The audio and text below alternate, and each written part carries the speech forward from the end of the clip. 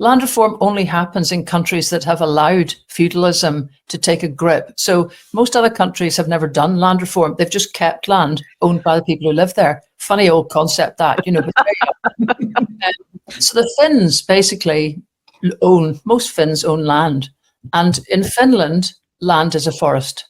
Finland is a massive, massive forest.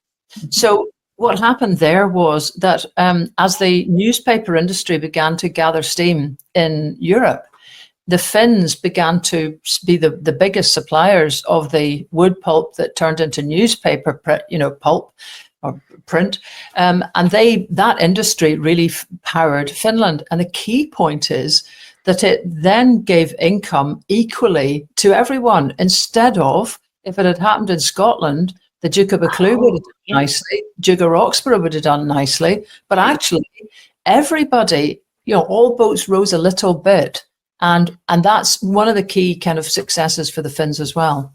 That's fantastic. That's just amazing. I mean, I knew the bit about it is one big forest. I've got some Finnish friends, although they've moved themselves over to Britain.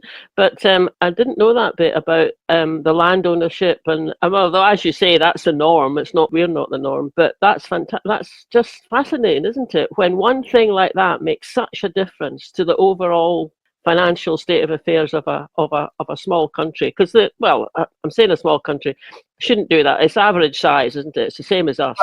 It's the same population as us, but it's much bigger than us. Bigger, yeah. A third of it's in the Arctic.